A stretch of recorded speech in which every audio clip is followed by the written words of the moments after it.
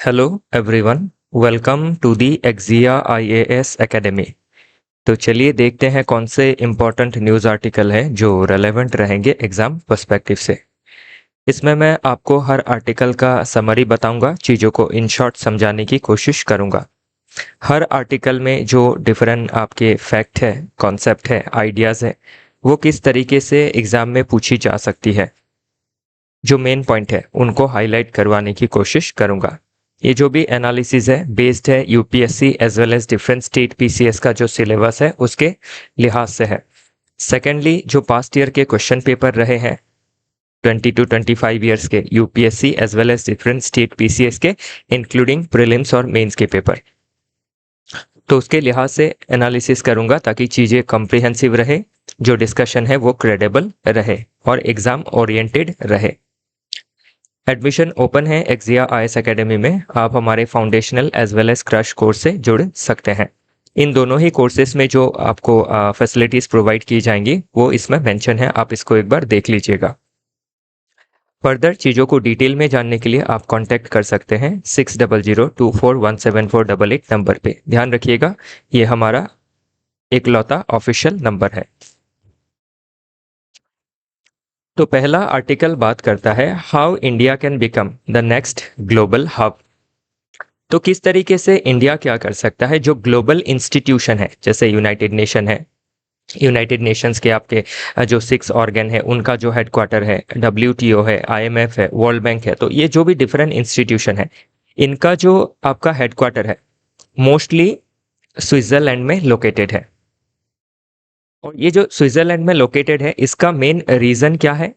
तो इसका main reason ये है कि स्विट्जरलैंड आपका एक तो जो क्वालिटी ऑफ लाइफ है स्विट्जरलैंड में वो बहुत अच्छा है, पॉलिटिकल स्टेबिलिटी काफ़ी ज़्यादा है और जो इकोनॉमिक स्ट्रेंथ है वो भी काफ़ी हाई है। इसी के साथ स्विट्जरलैंड का जो स्टांस रहा है वो हमेशा ही न्यूट्रल रहता है, वो किसी का साइड नहीं लेते हैं। तो इससे क्या होता है, उनकी जो डिप्लोमेसी है या फिर जो डिप्लोमेटिक पॉलिसीज़ है या फिर फॉरेन पॉलिसीज़ है उसमें भी एक स्टेबिलिटी देखी जाती है बिकॉज ऑफ न्यूट्रलिटी। और इसी के चलते क्या है, आपके ग्लोबल लेवल में जितने भी इंस्टीट्यूशन है, इंटरनेशनल ऑर्गेनाइजेशंस, उनके 200 से भी लगभग 200 से भी ज़्यादा हेडक्वार्टर जो है वो आपके स्विट्जरलैंड में बेस्ड है, स्विट्जरलैंड स्पेशली स्विट्जरलैंड के जिनेवा में। तो अभी अगर ये चीज़ हम इंडिया से कंपेयर करें तो क्या इंडिया ग्लोबल हब बन सकता है ग्लोबल इंस्टीट्यूशन का? क्योंकि ग्लोबल इंस्टीट्यूशन का अगर हब बनता है इंडिया तो उससे क्या होगा, इंडिया का जो स्टेचर है बढ़ेगा, जो इंडिया का लीडरशिप है वो बढ़ेगा, जो इंपॉर्टेंट डिस्कशंस है ग्लोबल लेवल में उसमें इंडिया का जो से है वो ज़्यादा रहेगा, इंडिया की इकोनॉमी हो वो भी आगे बढ़ेगी। तो स्ट्रेटेजिकली हो, आपकी डिप्लोमेटिकली हो, इकोनॉमिकली हो, तो काफ़ी आपके डिफरेंट एस्पेक्ट से देश आगे बढ़ेगा। तो क्या इंडिया सुइटेबल है? तो उसी चीज को इसमें चर्चा किया गया है। तो नंबर 1 अगर हम देखें, इंडिया के पास ऐसा क्या स्ट्रेंथ है जिससे इंडिया क्या कर सकता है, ग्लोबल इंस्टीट्यूशन का हब बन सकता है लाइक स्विट्जरलैंड। तो इंडिया वर्ल्ड का लार्जेस्ट डेमोक्रेसी है एंड लार्जेस्ट थ्राइविंग डेमोक्रेसी है। Secondly, fastest growing major economy है। थर्डली, जो वॉइस ऑफ ग्लोबल साउथ है, तो इंडिया क्या कर रही है, लीडरशिप प्रोवाइड कर रही है ग्लोबल साउथ को by becoming voice of the global south. इसके बाहर अगर हम देखें तो आपके जो beyond being a rising power, morally अगर देखें तो मॉरल वॉइस भी है इंडिया का in global issues like climate justice, food security, equitable trade, fight against terrorism, fight against poverty. तो इन सभी दिशाओं से अगर देखें तो इंडिया क्या करता है, एक मॉरल लीडरशिप भी होल्ड करता है एज अ रेस्पॉन्सिबल नेशन। तो अभी अगर हम देखें स्विट्जरलैंड के पास न्यूट्रलिटी है तो इंडिया के पास क्या है, कैपिटल ऑफ पीस है। इंडिया का जो स्केल है, डाइवर्सिटी है, वो काफ़ी ज़्यादा है। तो अभी हम जितने डाइवर्स हैं उतना डाइवर्स देश बाकी जो लगभग 200 देश है उसमें कहीं भी नहीं है। इंडिया इतना ज़्यादा डाइवर्स है, मल्टीलिंगुअल, मल्टी रिलीजियस। तो इससे देखा जा सकता है कि इंडिया कैपिटल बन सकता है ग्लोबल साउथ का। और ग्लोबल लेवल में हब बन सकता है ऑफ डिफरेंट इंस्टीट्यूशन। लेकिन इंडिया को क्या करना है, जो अपना बैलेंसिंग एक्ट है उसको बनाए रखना है with countries like USA, Russia, China, Europe, Africa and West Asia. इसके अलावा भी ऑलरेडी अगर हम देखें तो इंडिया ने क्या रिमार्केबल जो सक्सेस स्टोरी है उसको अचीव की है, G20 में लीडरशिप हो या ब्रिक्स में हो या फिर यूनाइटेड नेशन में हो। इंडिया ने कभी भी अपना पैरोकियल इंटरेस्ट नहीं दिखाया है, सिर्फ नेशनल इंटरेस्ट को ही आगे नहीं बढ़ाया है। कैसे हम ग्लोबल लेवल पे क्या कर सकते हैं, एक आपका जो बेटर गवर्नेंस है उसको आगे बढ़ा सकते हैं और ग्लोबल जो इश्यूज है उसको सॉल्व कर सकते हैं, उसमें हमेशा ही इंडिया ने ध्यान दिया है।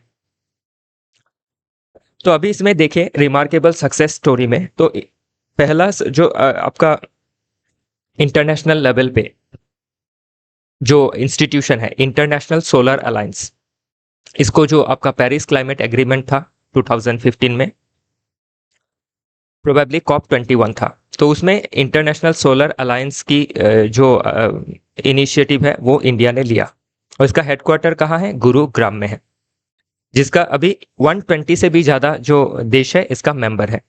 तो ये क्या कर रहा है, इंडिया का जो रेपुटेशन है उसको बूस्ट कर रहा है, रिन्यूएबल एनर्जी में हम आगे बढ़ सकते हैं। और किस तरीके से इंडिया क्या कर सकता है, ग्लोबल प्लेटफॉर्म प्रोवाइड कर सकता है to enhance cooperation in green transition. फिर ग्लोबल गवर्नेंस के लेवल पे भी अभी हम अगर देखें तो क्लाइमेट चेंज हो, फूड सिक्योरिटी हो, डिजिटल गवर्नेंस हो, हेल्थ हो, ह्यूमैनिटेरियन लॉ हो, इसमें भी इंडिया क्या कर सकता है, डिफरेंट ग्लोबल इंस्टीट्यूशन का हब बन सकता है।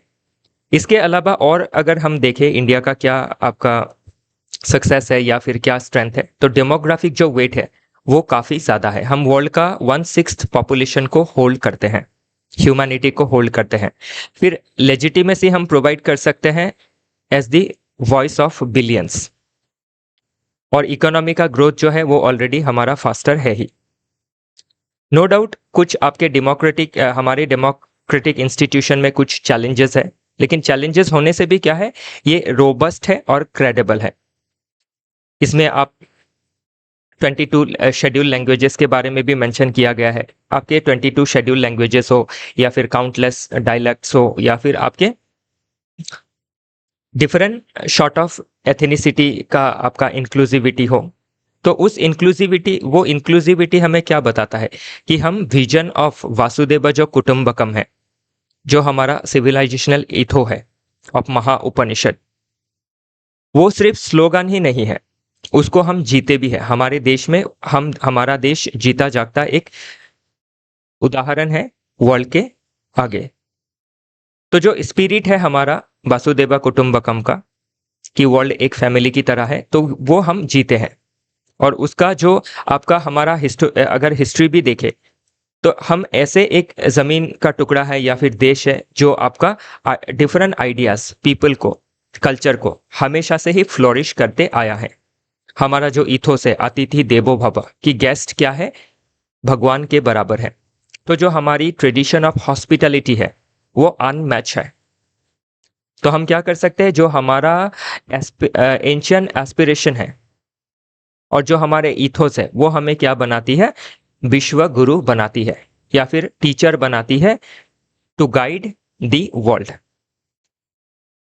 तो इसीलिए क्या है, ऑब्वियस है कि हम क्या कर सकते हैं, ग्लोबल लीडर बन सकते हैं। और इसके अलावा भी और अगर स्ट्रेंथ देखें तो इंडिया का जो डिजिटल टेक्नोलॉजी में जो डिजिटल पब्लिक इंफ्रास्ट्रक्चर है, उसमें यूपीआई हो, आधार हो, जनधन, आधार मोबाइल का ट्रिनिटी हो, या फिर आपका वैक्सीनेशन में इंडिया का लीडरशिप हो, या फिर जो रिसेंटली G20 का समिट होके गया था उसमें इंडिया का लीडरशिप हो, तो ये क्या करता है, इंडिया का जो पावर है उसको दर्शाता है। जो कल्चरल पावर है, जो सॉफ्ट पावर है, जो इकोनॉमिक पावर है, उसको दर्शाता है। और हार्ड पावर या फिर मिलिट्री पावर के सेगमेंट में भी अगर देखें तो थोड़े बाद में मैं और आर्टिकल आपके साथ डिस्कस करूंगा, तो उसमें ये भी हम अचीव कर रहे हैं कि आपके डिफेंस सेगमेंट में हो या फिर स्पेस सेगमेंट में हो, उसमें हम आत्मनिर्भर बन रहे हैं। लीडरशिप ऑलरेडी हमने दिखाई है।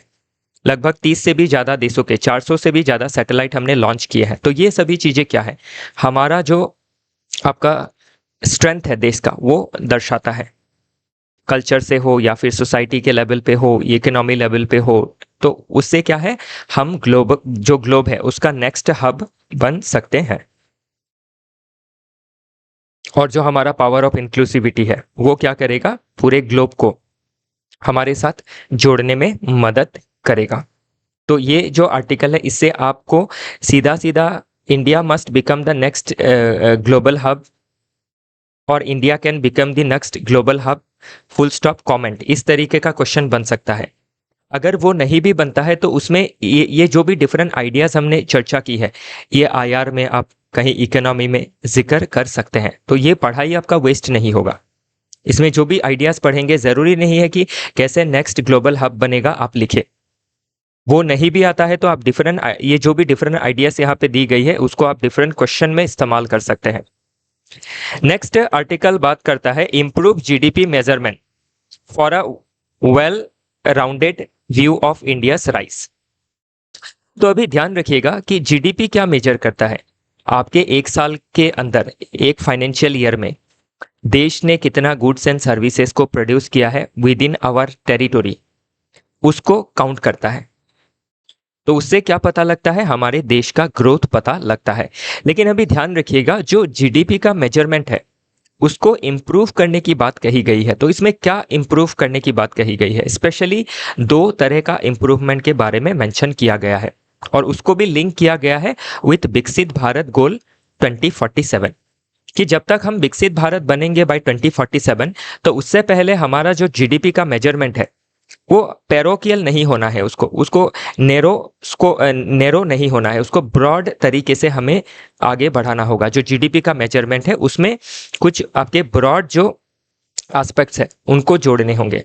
तो इसमें दो एस्पेक्ट के बारे में कहा गया है। नंबर वन जो एस्पेक्ट है सस्टेनेबल डेवलपमेंट के बारे में कहा गया है कि जीडीपी में हमें क्या देखना है, सस्टेनेबल डेवलपमेंट को देखना है। जो हमारा एनवायरनमेंट है, जो हमारी इकोलॉजी है, उसका जो कॉस्टिंग है उसको भी जीडीपी में मेजर करना है कि हमने कितना जो नेचुरल रिसोर्सेस है उसको इस्तेमाल किया है जीडीपी में और उसका कितना नुकसान हुआ है, उसका कॉस्टिंग भी हमें देखना है। और किस तरीके से हम जो हमारे नेचुरल रिसोर्सेस है, लैंड हो, वाटर हो, फॉरेस्ट हो, जो बायोडाइवर्सिटी है वो हो, तो उसको उसके इस्तेमाल से हमें कितना अचीव हुआ है, कितना नुकसान हुआ है, जो नुकसान हुआ है उसको हम किस तरीके से कंपनसेट कर सकते हैं बाय ग्रीन ट्रांजिशन, तो उसको जीडीपी में जोड़ना है। सेकंड बात करता है कि जो जीडीपी सिर्फ हम आपका जो मेजर करते हैं उसमें ह्यूमन डेवलपमेंट मेजर नहीं होता है। ह्यूमन डेवलपमेंट क्या होता है कि ह्यूमन की जो कैपेबिलिटी है वो बढ़ी है या नहीं, एजुकेशन है या नहीं, हेल्थ अच्छा है या नहीं, हाउसिंग है या नहीं, कंजम्पशन पैटर्न अच्छा है या नहीं, माल न्यूट्रिशन का प्रॉब्लम है क्या।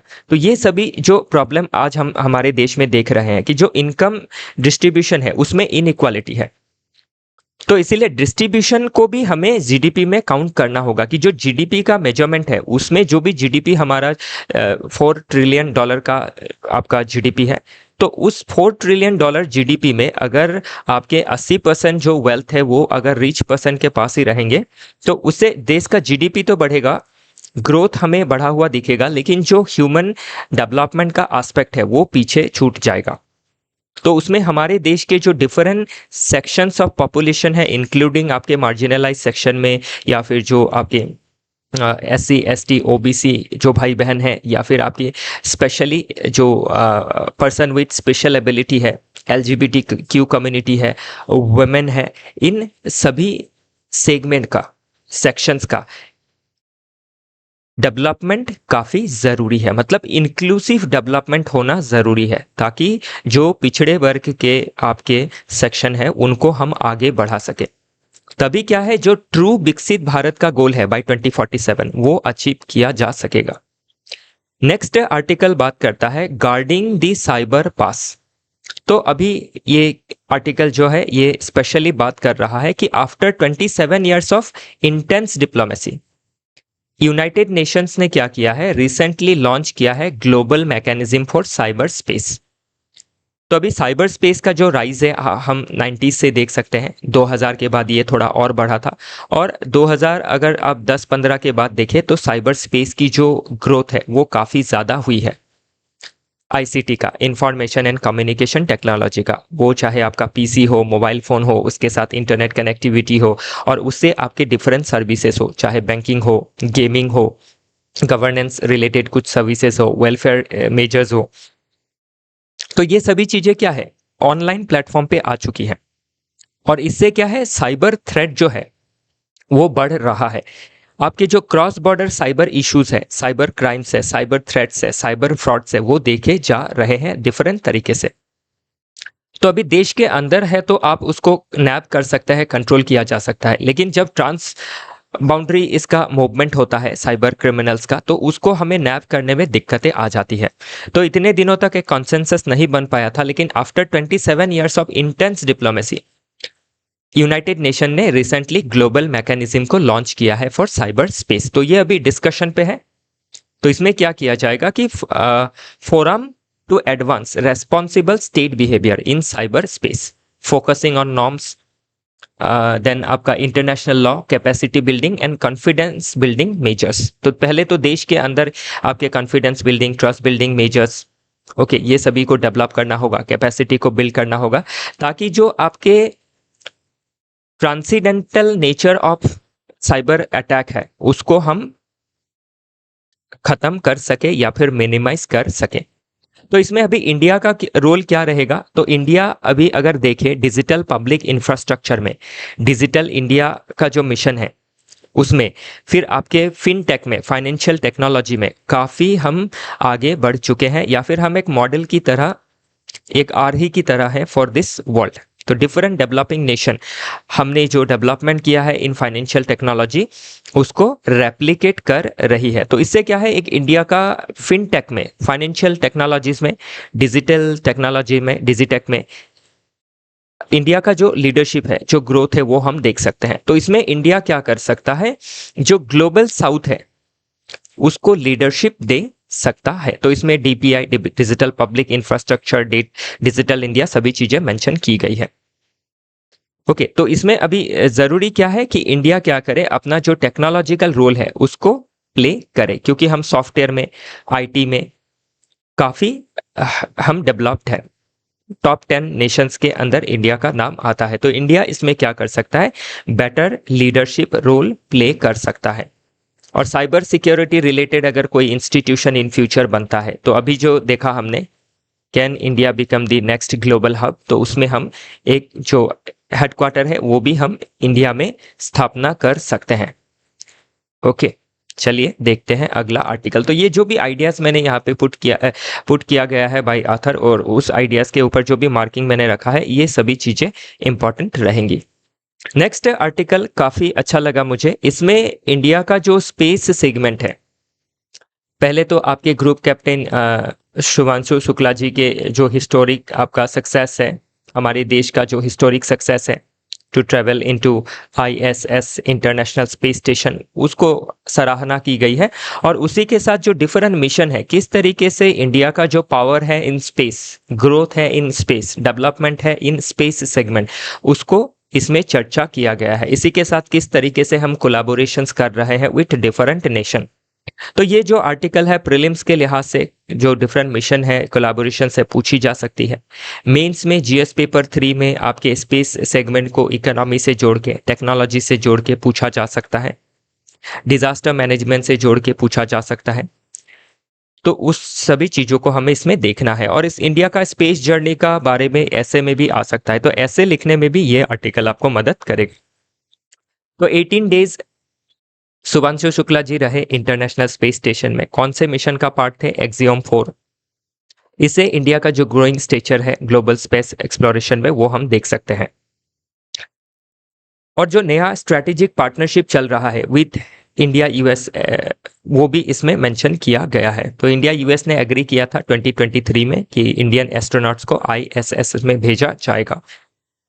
अभी अगर हम देखें तो पहले एक समय था जब नासा हो या फिर different space agency except Russia हमें आपकी भाव नहीं देती थी। आज के समय पे हम उनके साथ ट्रीटी साइन कर रहे हैं, पार्टनरशिप साइन कर रहे हैं, ताकि कटिंग एज जो प्रोजेक्ट है उनको डेवलप कर सके। और इंडिया पार्ट भी है जो आर्टिमिस अकॉर्ड है। तो आर्टिमिस अकॉर्ड क्या है? यूएस लेड आपका मून एक्सप्लोरेशन को लेके एक अकॉर्ड है, इसमें भी इंडिया पार्ट है, तो ये भी पूछा जा सकता है। फिर आपका इसमें जो शुभांशु शुक्ला जी गए थे, 60 डे आपका एक्सपेरिमेंट हुआ था, उसमें 60 तरह के एक्सपेरिमेंट हुए थे। उसमें आपका growing Indian food crop like moong bean, fenugreek, okay, ये उगाए गए ये देखने के लिए कि माइक्रोग्रेविटी में जो आपके साइनोबैक्टीरियस है, टार्डिगेट्स है, वो किस तरीके से काम करती है।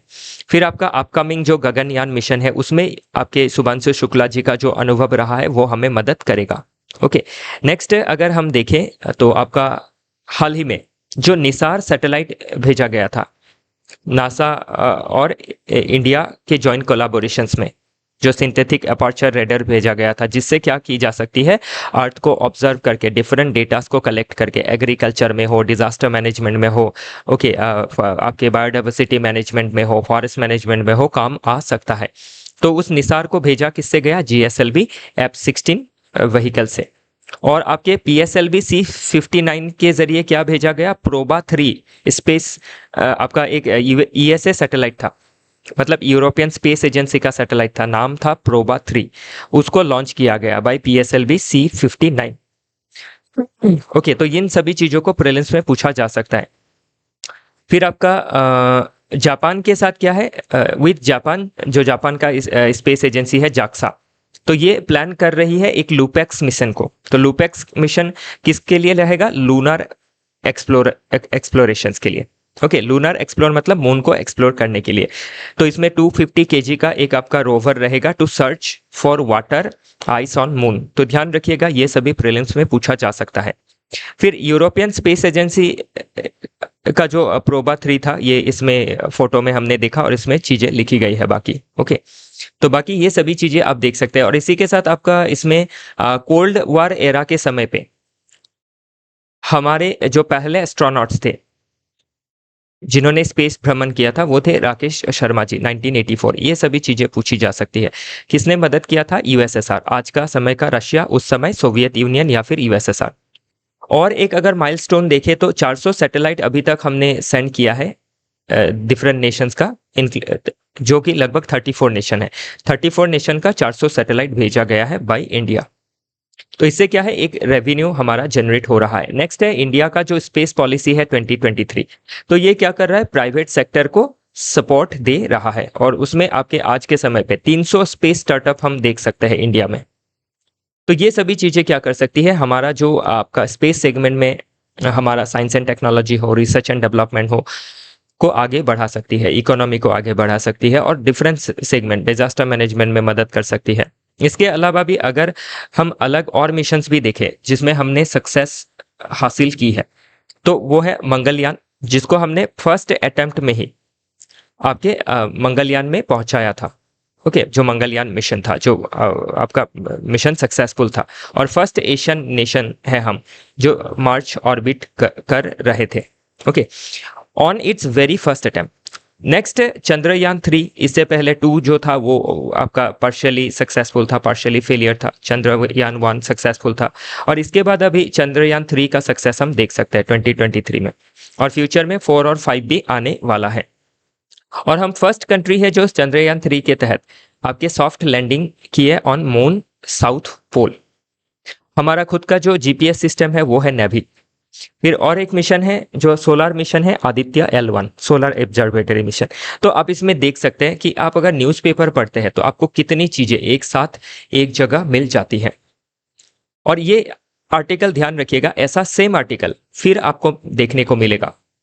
आप नेक्स्ट एग्जाम को अभी भी साल भर है, उस साल भर में आप ऐसे आर्टिकल और 10-15 आपको मिलेंगे, तो इससे कंटिन्यूअस आपका रिवीजन होते रहेगा। नेक्स्ट आर्टिकल बात करता है अबाउट जगदीश भगवती जी। तो इनके आर्टिकल को मैंने क्यों ऐड किया है, क्योंकि जगदीश भगवती जी आपके रिनाउंड इकोनॉमिस्ट है और आपके स्टांच सपोर्टर ऑफ ग्लोबलाइजेशन है। तो जगदीश भगवती जी, उनके जो बुक है, कभी एग्जाम में पूछा जा सकता है, इन डिफेंस ऑफ ग्लोबलाइजेशन, या फिर मेंस में आंसर लिखते हैं तो आप ग्लोबलाइजेशन को किस तरीके से जगदीश भगवती जी ने सपोर्ट किया है स्ट्रांगली, कि ग्लोबलाइजेशन से क्या है, देश डिफरेंट नेशंस का इकोनॉमिक डेवलपमेंट हो सकता है, उससे पॉवर्टी, हंगर, मेल न्यूट्रिशन, इन सभी चीज को दूर किया जा सकता है। और एग्जाम्पल में हम चाइना को देख सकते हैं इसमें। और जगदीश भगवती जी हमेशा क्या करते हैं, जो डिफरेंट इंस्टीट्यूशन होती है जो ग्लोबलाइजेशन के अगेंस्ट बात करते हैं, या फिर उनके रिपोर्ट हमेशा ग्लोबलाइजेशन के अगेंस्ट रहते हैं डायरेक्टली और इनडायरेक्टली, वैसे इंस्टीट्यूशन को क्रिटिसाइज करते हैं। Like NGO Oxfam, London based NGO है। और इसी के साथ आपका एक सेन भगवती डिबेट भी हमें मिलता है। सेन मतलब अमर्त्य सेन जी, नोबेल लॉरिएट, और भगवती जी। तो आपके अमर्त्य सेन जी कैपेबिलिटी अप्रोच में ज़्यादा ध्यान देते हैं, और जो आपके ग्लोबलाइजेशन है उसमें कम, ऐसा नहीं ध्यान नहीं देते, ध्यान देते हैं, लेकिन ग्लोबलाइजेशन के जगह आपके जो नेशन का आपका सेल्फ रिलायंस है, जो सेल्फ एक ग्रोथ है, उसको चैनलाइजेशन में ज़्यादा ध्यान देते हैं। तो उनको आपका क्रिटिसाइज करते हुए भगवती जी कहते हैं कि ग्लोबलाइजेशन ज़रूरी है, क्योंकि जब इकोनॉमिक ग्रोथ होगा, क्योंकि भगवती जी ग्रोथ में ज़्यादा ध्यान देते हैं, और अमर्त्य सेन जी आपके इकोनॉमिक डेवलपमेंट में। इकोनॉमिक डेवलपमेंट मतलब जो हर सिटीजन का education, health, sanitation, skill development, ताकि हर इंसान की कैपेसिटी को बढ़ाई जा सके।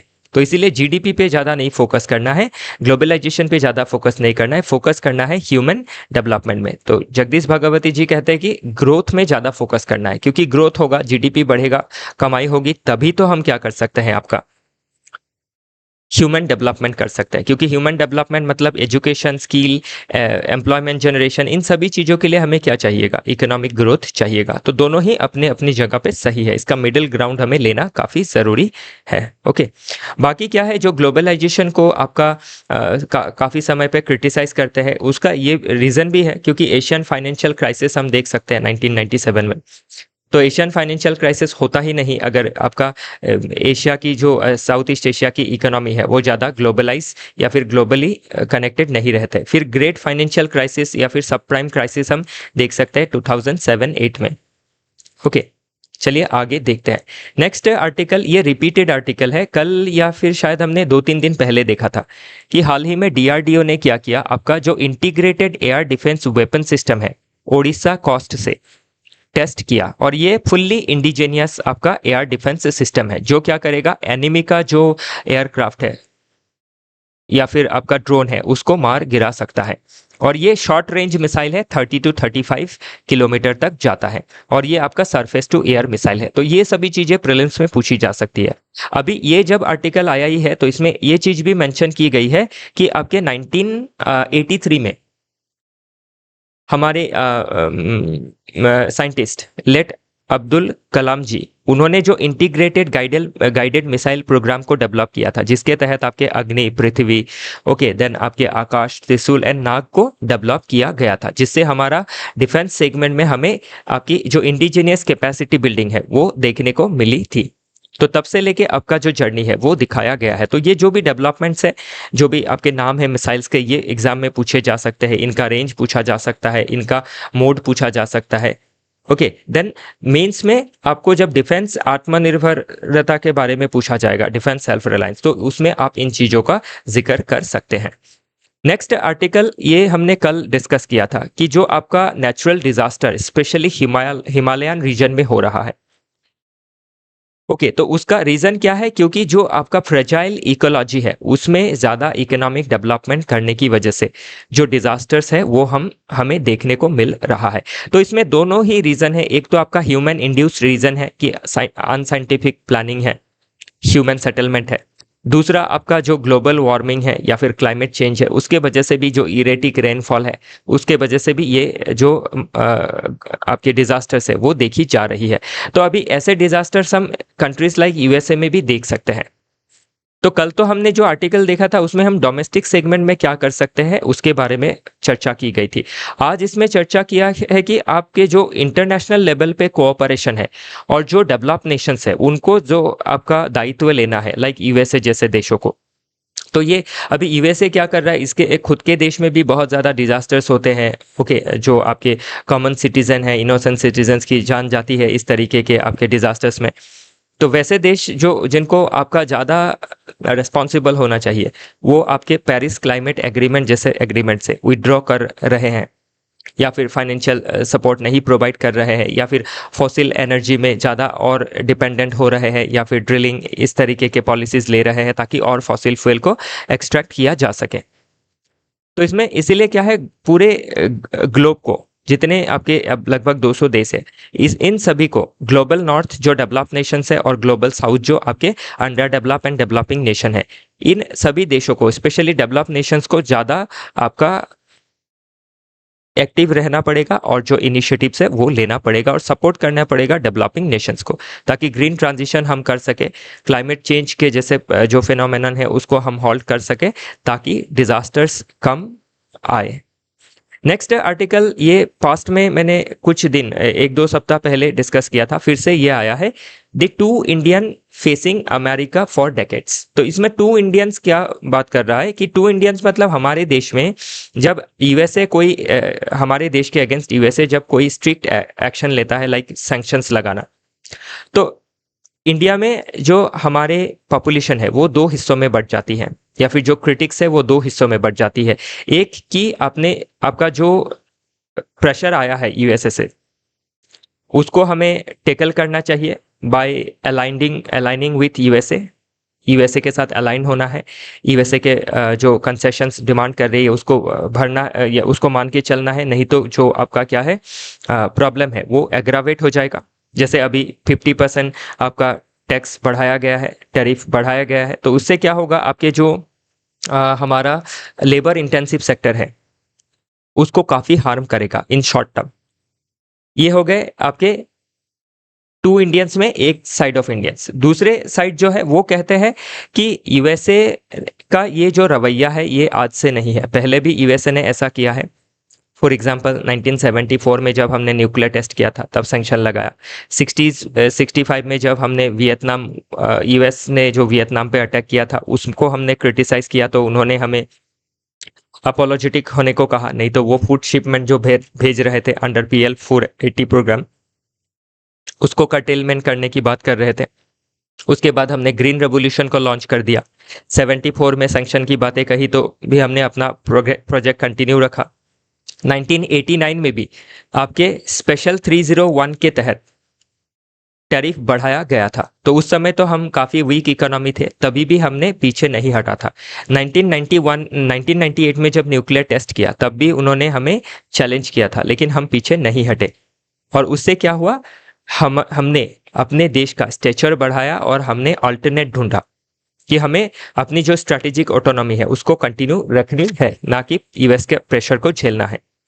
तो इसमें जो ऑथर है KP नैयर जी, वो आपके जो सेकंड थॉट वाले जो हमारे देश के नागरिक है उनको सपोर्ट कर रहे हैं कि हमें यूएसए के प्रेशर में सकम नहीं होना है, सरेंडर नहीं करना है, हमें आत्मनिर्भर बनने की कोशिश करनी है। और इसमें 1 district 1 product, vocal for local, आत्मनिर्भर भारत, इन सभी चीज़ों का जिक्र किया है कि अगर हमें आत्मनिर्भर बनना है तो हमें अपने ऊपर निर्भरशीलता जो है उसको बढ़ानी होगी, ना कि यूएसए के ऊपर। ओके, नेक्स्ट आर्टिकल बात करता है a tweak to make finance commission recommendation fairer. तो अभी ध्यान रखिएगा, जो फाइनेंस कमीशन है वो क्या मेंटेन करती है, फिस्कल फेडरलिज्म को। फाइनेंस कमीशन बनता है हर 5 साल में, बनाते हैं बाय प्रेसिडेंट, और आपके बनता है under article 280 of the Indian constitution. तो अभी सेंट्रल गवर्नमेंट के पास टैक्सिंग पावर ज़्यादा है, स्टेट गवर्नमेंट के पास रेस्पॉन्सिबिलिटी ज़्यादा है, तो इसीलिए सेंट्रल गवर्नमेंट का जो टैक्स होता है, नेट प्रोसीड ऑफ टैक्स, वो किस तरीके से डिवोल्यूशन किया जाएगा टू डिफरेंट स्टेट, उसके लिए फाइनेंस कमीशन क्या करती है, आपके डिफरेंट क्राइटेरिया रखती है। जैसे जो स्टेट में ज़्यादा फॉरेस्ट है उनको ज़्यादा पैसे दिए जाएंगे, जिस स्टेट में पॉपुलेशन ज़्यादा है उनको ज़्यादा पैसे दिए जाएंगे, जिसमें कम है उनको कम मिलेगा। फिर जिस स्टेट के आपके जो पर कैपिटा GSDP ज़्यादा है उनको कम पैसे दिए जाएंगे। तो इसमें जो आपके पर कैपिटा GSDP है, अभी कंपैरेटिवली क्या है, जो पर कैपिटा GSDP है यूपी से आपका तमिलनाडु में ज़्यादा है। तो अभी तमिलनाडु ने अपने स्टेट का पॉपुलेशन का या फिर आपके महाराष्ट्र ने अपने स्टेट का पॉपुलेशन का जीएसडीपी को इम्प्रूव करवाया या फिर इनकम को इम्प्रूव कराया बाय इकोनॉमिक डेवलपमेंट, तो ये एक पनिशमेंट जैसा हो गया। तो इससे क्या है, जो स्टेट आपके जीएसडीपी को बढ़ा रही है, पर कैपिटा को बढ़ा रही है, उनके बेटर परफॉर्मेंस के लिए उनको भी कुछ इंसेंटिव मिलना चाहिए, और जो नहीं बढ़ा पा रही है उनके लिए कुछ पनिशमेंट होना चाहिए या फिर टारगेट होना चाहिए कि आप इतना बढ़ाओ तभी आपका जो फाइनेंस कमीशन का डिवोल्यूशन है वो ज़्यादा रहेगा। तो वो चीज़ें इसमें मेंशन की गई है कि हमने जो जिसने डेवलपमेंट हासिल की है उनको पनिश नहीं करना है, इंसेंटिवाइज करना है, और जो डेवलप नहीं हो रही है उनको टारगेट देना है, तभी देश क्या होगा या फिर स्टेट्स कोशिश करेंगे। ओके, नेक्स्ट आर्टिकल बात करता है रिटेन दी मॉनिटरी पॉलिसी फ्रेमवर्क। तो अभी इसमें मॉनिटरी पॉलिसी फ्रेमवर्क क्या है, मॉनिटरी पॉलिसी कमेटी क्या है, वो काफ़ी अच्छी तरीके से बताई गई है। इसमें आपका एक रिवीजन हो जाएगा। तो अभी आरबीआई देश का सेंट्रल बैंक है जो क्या करता है, देश में इन्फ्लेशन एंड ग्रोथ को रेगुलेट करता है या फिर कंट्रोल करता है इन अ डिजायरेबल वे। तो अभी 2016 से पहले क्या था, आरबीआई जो मॉनेटरी पॉलिसी बनाती थी और उसमें जो आपका स्पेशली जो रेपो रेट डिसाइड होता था, जो इंटरेस्ट रेट डिसाइड होता था, वो सिर्फ गवर्नर ही करते थे। तो उससे क्या होता था, बहुत समय पे गवर्नर जो डिसीजंस लेते थे गवर्नमेंट से अलाइन नहीं होता था। गवर्नमेंट को फिर आपके जो इंडस्ट्रियलिस्ट है वो आके आपके प्रेशर देते थे, और जब गवर्नमेंट गवर्नर को प्रेशर देती थी तो उनके बीच में एक आपका टसल आ जाता था। तो उसी को दूर करने के लिए आरबीआई एक्ट को अमेंड किया इन 2016 और एक लीगल फाउंडेशन का एडॉप्शन किया गया, और आरबीआई को क्लियर मैंडेट दिया गया कि आरबीआई क्या करेगी, देश का जो प्राइस स्टेबिलिटी है उसको मेंटेन करेगी और ये ध्यान में रखेगी कि ग्रोथ जो है वो सही रहे, और जो आपका इन्फ्लेशन को कंट्रोल करेगी उसके लिए सीपीआई को लाया गया, कंज्यूमर प्राइस इंडेक्स, कि 4% में रहना चाहिए, ±2 हो सकता है, जो इसका स्प्रेड रहेगा ±2 रहेगा। और अगर ये 4% को चेंज करना है तो यूनियन गवर्नमेंट चेंज कर सकेगी इन कंसल्टेशन विद आरबीआई हर 5 साल में। तो इसमें अभी क्या हुआ, it provided the central bank with an explicit target. तो अभी क्या है, क्लियर हो गया कि क्या टारगेट है, कितना तक रखना है। तो ये ट्रांसपेरेंसी बढ़ा रहा है आरबीआई के मॉनेटरी पॉलिसी मैनेजमेंट में, कम्युनिकेशन जो है इंप्रूव हो रहा है, और इन चीज़ों को डिसाइड करने के लिए सीपीआई का जो 4% है उसको मेंटेन करने के लिए एक एमपीसी बनाया गया, monetary policy committee. 6 member body है ये, 3 गवर्नमेंट के साइड से है, 3 आपके आरबीआई के साइड से है। तो ये क्या करते हैं, आपके पॉलिसी रेट को डिसाइड करते हैं, मतलब रेपो रेट को, कि मार्केट में लिक्विडिटी छोड़नी है या लिक्विडिटी को आपकी एब्जॉर्ब कर लेनी है, जिसके ऊपर क्या होता है, देश का inflation, deflation and growth depend करता है। तो पहले क्या था, डिसीजन किसके ऊपर रहता था, मॉनेटरी पॉलिसी का, बाय गवर्नर, और इससे ऑफन क्या होता था, क्रिटिसिज्म भी होता था और टेंशन होता था बिटवीन यूनियन गवर्नमेंट एंड आपका आरबीआई गवर्नर के बीच। तो उसको दूर कर दिया गया। तो इसमें और भी कुछ अभी क्वेश्चंस जिक्र की गई है, तो ये सभी चीज़ें अभी ज़रूरी नहीं है, डेवलपमेंट में है। तो ये जो डेवलपमेंट है अगर होता है तो मैं उसके बारे में आपको बताऊंगा। बाकी ये चीज़ें आपकी जो कलर्ड की हुई है इधर लेफ्ट हैंड साइड में, ये प्रीलिम्स के लिहाज से, मेंस के लिहाज से कुछ चीज़ें बनी आरबीआई को लेके, तो उसमें ज़रूरी रहेगा, क्योंकि आरबीआई को लेके आरबीआई का मॉनेटरी पॉलिसी किस तरीके से ग्रोथ इन्हांस कर सकता है, इन्फ्लेशन कंट्रोल कर सकता है, एम्प्लॉयमेंट बढ़ा सकता है, उस तरीके का क्वेश्चन बन सकता है। आज के लिए इतना ही, कल फिर मिलेंगे। धन्यवाद।